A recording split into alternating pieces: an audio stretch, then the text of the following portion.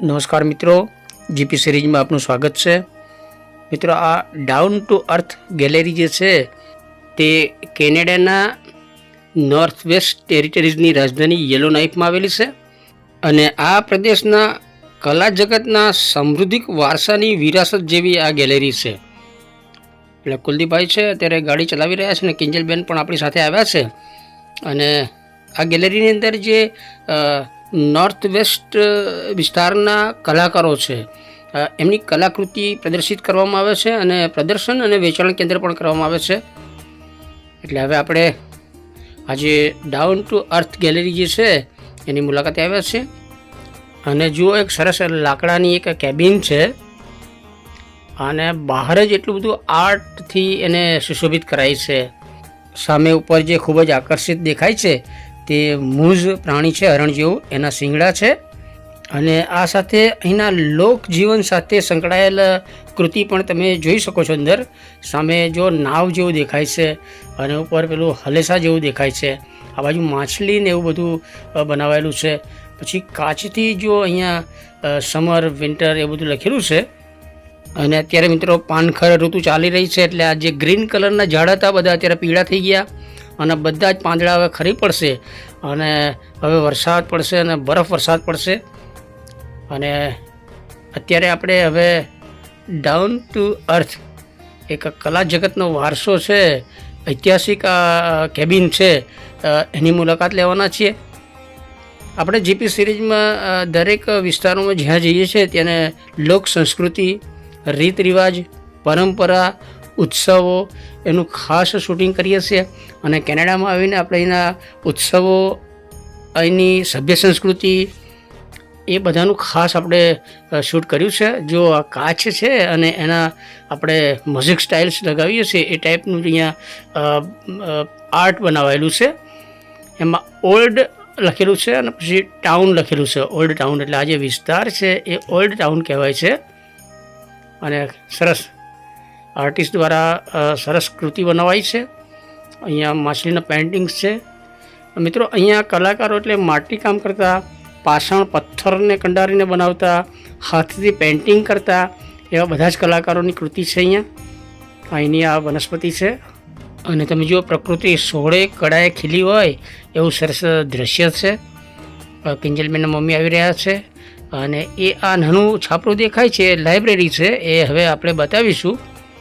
મિત્રો, અહીંયા લાકડું પુષ્કળ પ્રમાણમાં હોય છે અને લાકડાના જ મકાનો બને છે. અને એ રીતે આ ગેલેરીની જે કેબિન છે એ પણ વુડન છે અને અહીંની સંસ્કૃતિ પ્રમાણે જ એની ડિઝાઇનિંગ કરવામાં આવ્યું છે. અને આપણે થોડું મેમોરિયલ શૂટ કર્યું છે યાદગીરી માટે. અને કુલદીપભાઈના મમ્મીનું થોડું આપણે વિડીયો અહીં યાદગીરી માટે થોડું શૂટ કર્યું છે. મિત્રો, અત્યારે નોર્ધન લાઇટ્સ જે અત્યારે દેખાય છે એટલે આકાશમાં રંગીન નજારો હોય એ જોવા માટે વિશ્વભરના પ્રવાસીઓ અત્યારે યેલોનાઇફમાં ઉતરી પડ્યા છે. અને આ ગેલેરીની મુલાકાતે પણ અનેક બીજા દેશના નાગરિકો જોવા માટે આવ્યા હતા અને આપણે પણ આજે આ ગેલેરીની મુલાકાત લેવા માટે આવ્યા છીએ. અને ખૂબ જ સરસ એનું સ્ટ્રક્ચર બનાવાયું છે. અને આપણે અગાઉ જે વાત કરી તે પ્રમાણે અહીંયા નાનકડી પુસ્તકાલય છે. પુસ્તકાલયનું બહુ જ મહત્ત્વ હોય છે. અહીંયા હોટલ, સારામાં સારી હોટલ હોય તો નાનકડી પુસ્તકાલય હોય છે.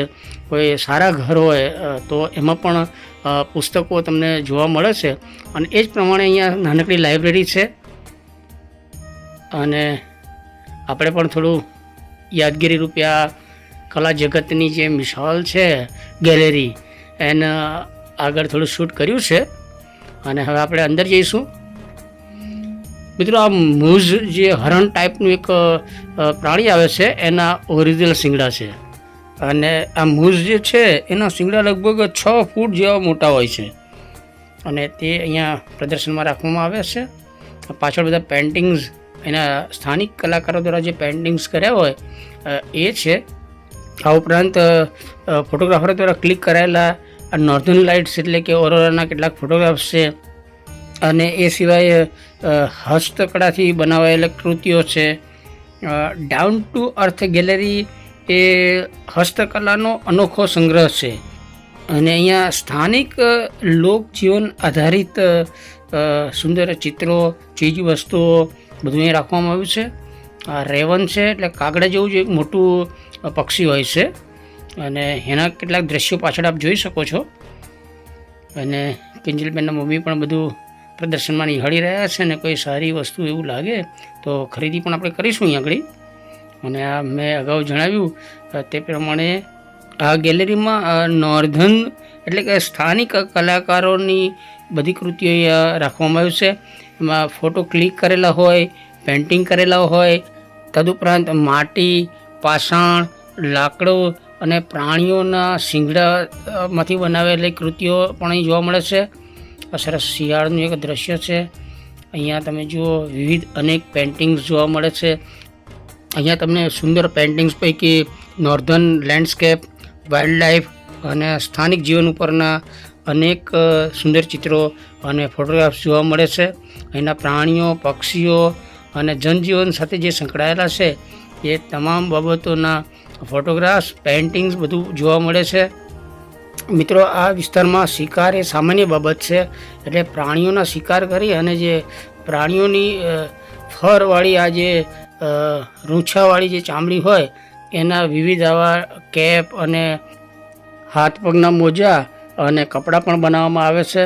એટલે શિયાળા દરમિયાન અહીંયા જબરજસ્ત બરફ વર્ષા થાય એ સમયે આ જે પ્રાણીઓના ફરવાળા એટલે રૂંછાવાળા જે ચામડીના કપડાં હોય એ પરંપરાગત રીતે જ અહીંયા પહેરવામાં આવે છે. આ ઉપરાંત આપણે કુદરતી કેટલાક ઔષધીય પદાર્થો પણ અહીં વેચાણમાં મળે છે. આ સિરપ છે, આપણે મેપલ સિરપ જે કહીએ છીએ એવું જ આ સિરપ છે, અને બિલકુલ પ્રાકૃતિક આ બધી વસ્તુઓ હોય છે. મિત્રો, આ ગેલેરીની સ્થાપના અહીંના જે સ્થાનિક સામાજિક આગેવાન હતા લોરેન સેઝેન, એમના દ્વારા 1993માં આ ગેલેરીની સ્થાપના કરાઈ હતી. અને ખાસ કરીને નોર્થ વેસ્ટ ટેરિટરીઝ એટલે યુકોન અને નુનાવૃત્તના જે કલાકારો છે તેમની કલા વિશ્વ ફલક ઉપર પ્રદર્શિત કરી શકાય એ માટે આ ગેલેરીની સ્થાપના કરવામાં આવી છે. અહીંયા અત્યારે યલો નાઇફ શહેરમાં નોર્ધન લાઇટ્સ જોવા માટે દુનિયાભરના પ્રવાસીઓ આવ્યા છે, અને એ બધા જ પ્રવાસીઓ પૈકી ઘણા બધા પ્રવાસીઓ આ ગેલેરીની મુલાકાત લેતા હોય છે. અને આ ગેલેરી દ્વારા ઘણું ખરું આ પ્રદેશની સંસ્કૃતિ, પરંપરા, રીત રિવાજ અને એની જાણકારી મેળવે છે.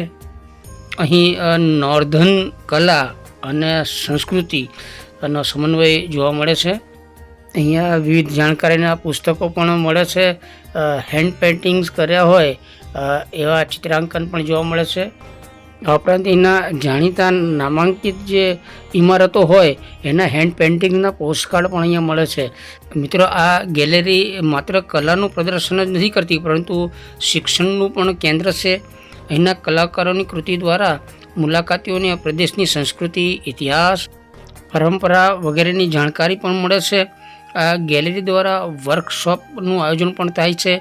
આર્ટ શો અને અન્ય સાંસ્કૃતિક કાર્યક્રમો આ ગેલેરી દ્વારા યોજવામાં આવે છે, અને એ કલાકારો, સ્થાનિક કલાકારો અને કલાપ્રેમીઓ માટે એક સરસ પ્લેટફોર્મ પૂરું પાડે છે.